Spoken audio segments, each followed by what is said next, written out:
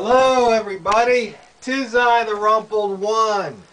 Saturday, April 13th, the year 2013.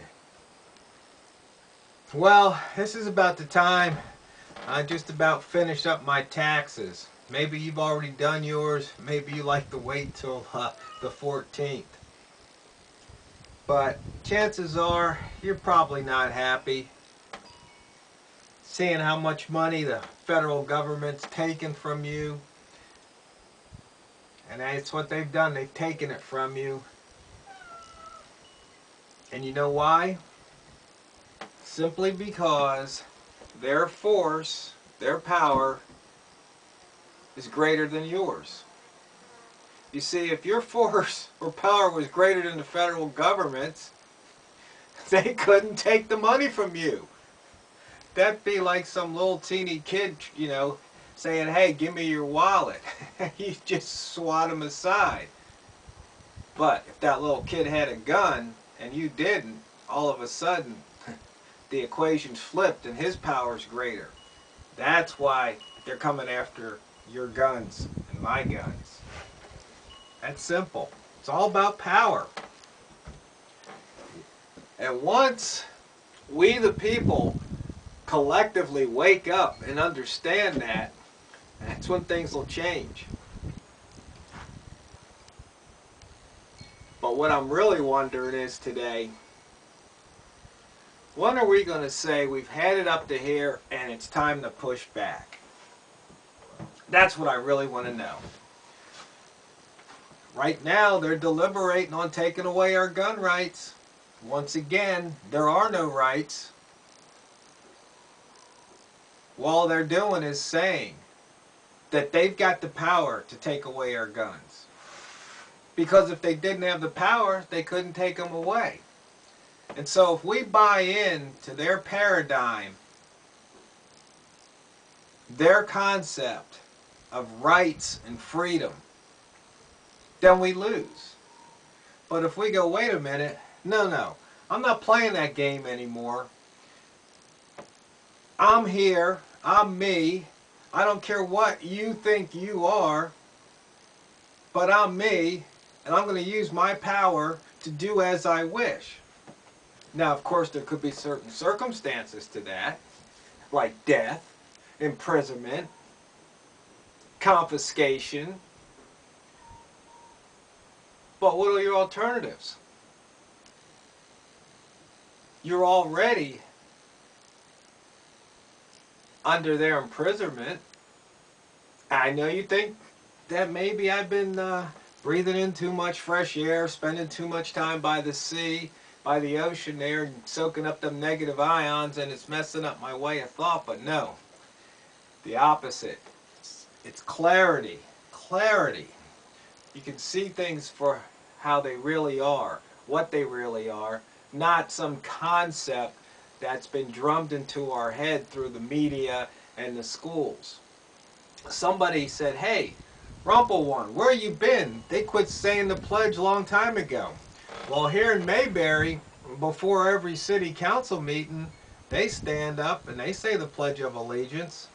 So I guess that's where I've been. I've been in Mayberry, where things are still like they were, kind of, sort of, back in the 50s.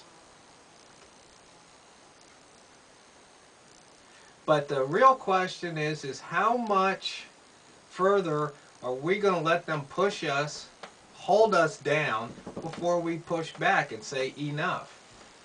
I mean, that video last year, is it time? I hear the clock ticking. I see that hand coming up to the 12. It's so close. But then again, as I've said before in other videos, who do we fight? We can't fight Obama and the Congress because they'll be hidden away in a bunker somewhere. So who are we really going to fight? We're going to fight some troops? We're going to look like that TV show Revolution? I mean, think about it. Are they going to be in uniforms and we're going to be in whatever clothes we happen to wear? Are we going to be... How do you know who's the enemy? You think about it. How do you know who's the enemy? because you see, you've got enemies all around you. You might have some people in your state, at the state government, they might be fighting the feds. But then they're still your enemies because they're still putting taxes and laws and restrictions upon you. So do you fight the feds and the state? But then you get down to the county and down to the city. So you see, the enemy is everywhere. The enemy is almost everybody. That's something to ponder, something to consider. I mean, who is your ally? Who really is your ally? Is it your neighbor? What if your neighbor works for the county or the state or the feds? It's tough. Not to mention, how could the people rally? I mean, Dr. Ben Carlson, he'd be a great leader, but I don't think he would want to lead an armed standoff or an armed army against the feds. I don't think that's his way. And you see, there'd be fractions, there'd be ego and power trips amongst we the people. So we just could never just really unite and present one force against the government. And maybe that's okay too, because not everybody sees things the same way. Not everybody agrees, because we just don't want to go from one group that's imposing their will upon us to another group that would impose their will upon us. See, maybe if you have a small group and you think alike, and your group's powerful enough to fend off any other groups, well, guess what? You've got freedom within your group. The freedom to think how you want, believe how you want, to act how you want, to do how you want, to grow what you want, to smoke what you want, to drink what you want, on and on and on. And that's true freedom. And you know what? I think most people will be afraid of that. And you know why? Because they're victims. They want somebody to take care of them. They want somebody that'll say, it'll be all right. Everything's going to be all right. Think about it.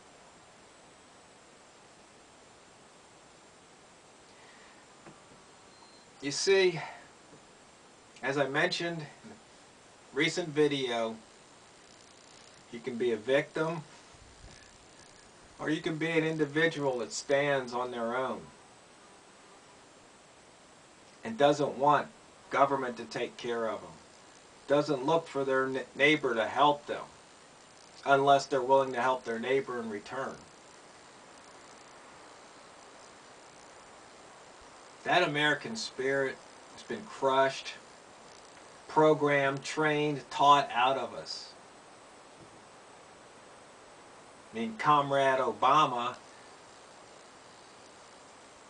our dictator, that's what he wants. He wants to fundamentally change America. Whereas I think there's enough of us, maybe there's enough of us, who want America to go back to its real fundamentals. So, you see, once again, we're at odds with the people in power who wants to impose their will and beliefs, their idea of change and hope, and onward and forward upon us. Whereas many of us say, no, we'd kind of like to maybe take a step back or two when things seem more sane and normal, as opposed to everything being redefined. You know, you come to America, speak English. You don't press 1 for English. Come to America, you read in English. You don't get to vote in some other language. You come to America legally. You don't get a handout just because you're here. No, it's not the way it's supposed to be. Not the way it was designed. But it's all been perverted right before our eyes. And yet, we the people, we sit back, we watch sports on TV, drink beer, whatever. Just let it slip away. It's like in that movie, video, Ghetto Physics. They said the Romans understood how to keep the people happy and contained. Give them bread, give them circus. And that's what we have. The entertainment industry, billions of dollars. People make millions, billions on the movies and their salaries. Entertainment, sports, same thing. So long as we have our bread and circus, we're happy. But you take away that circus, you know, if something happens in the Super Bowl or the World Series or some other major sporting event like NASCAR or hockey or basketball or Major League Baseball, if there's an interruption, people get mad. People get upset. Really upset.